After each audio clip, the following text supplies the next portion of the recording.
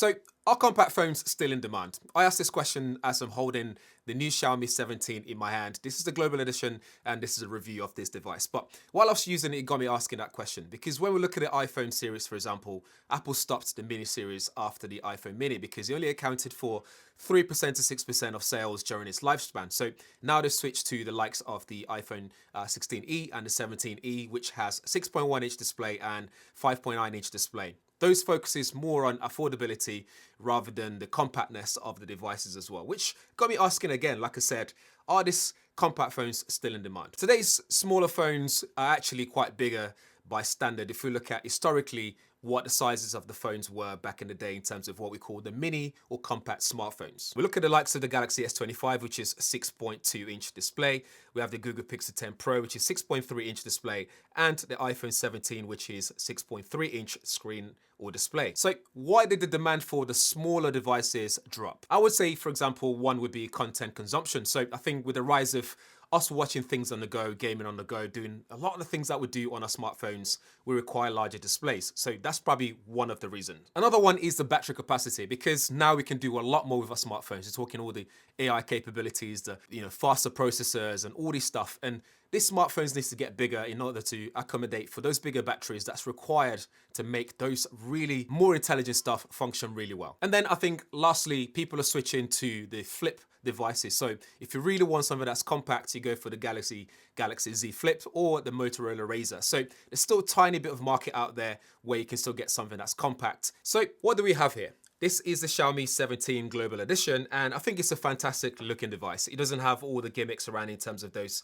extra buttons or anything like that. We have the volume rocker there, power buttons there, USB-C chargers there, speakers there, which is actually quite loud as well. So you get all the good stuff that you really want in your smartphone. We have a 6.3-inch display here with 1 to 120 Hz LTPO refresh. And this is 3,500 nits of peak brightness as well. The battery is 6,330 mAh battery in this region, and you get 100 watt HyperCharge and 50 watt wireless HyperCharge available to you. These are the kind of stuff that you get in much more expensive flagship devices or bigger devices on the market today. And to top it off, it has the latest Snapdragon 8 Elite Gen 5 processor in there, and a great set of Leica cameras on the back. This is a triple 50 megapixel camera setup. It has curved corners, which makes it nice and comfortable in hand to hold as well. The buttons, like I said, you don't get an extra capture button or anything like that to make it gimmicky or as close as possible to an iPhone, for example, so it doesn't mimic that at all. The front also houses a 50 megapixel front-facing camera, which means you get lots of details in your shot. Furthermore, we have IP68 water and dust resistant here, which is again really good for this segment, and 12 gigabytes of RAM, which you can also expand using internal storage, which is also a very sufficient amount, which allows for up to 1 terabyte UFS 4.1. Having said all that, how does it actually perform in the real world? The battery lasted me more than a day, so we're talking a day and a few hours with content capture, YouTube video streaming, some gaming, and my usual work stuff, so like emails and stuff like that. And the display is absolutely fantastic as well. We're talking good contrast level, deep blacks as well, thanks to that AMOLED display.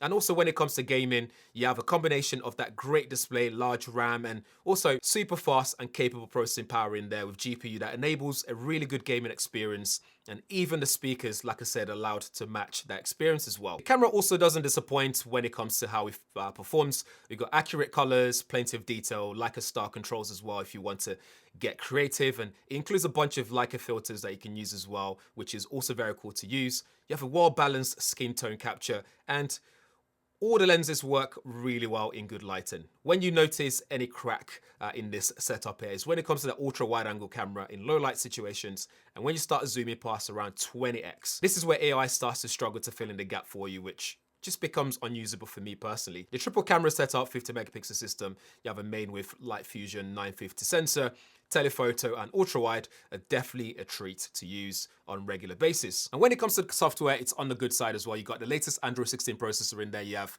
HyperOS skin over, which yes, it does come with some bloatware, but it's not as much as you'd get on some of the phones on the market today in terms of its competitors. Generally feels very smooth and it's stable and it's highly customizable as well. It offers smooth animations across the device as cross-device connectivity with other Xiaomi devices if you have them as well, and plenty of AI features, including Google with Gemini. So as you can see, getting a smaller device or compact device no longer means having to compromise on what you're actually getting. So we're talking big battery, good size RAM, good size fast charge, good size internal storage, and the latest Snapdragon 8 Elite Gen 5 is in there as well. So you get the same level of specifications and experience that you get in larger devices today. In fact, for me, the only way this device could fail for Xiaomi is if they price it wrong. So if it's too expensive in this competitive market that we have right now. So as long as the price is very well, this will sell really well. I think this is the sort of device that I'd get for my parents because this will last a very long time. I'm not entirely sure the software and OS updates, security updates, how many years of that you get on this, unfortunately. But because I don't have that at the point of this review, including pricing as well. But I will leave that in the description area as soon as they announce it and tell us what that is. So stay tuned for that as well.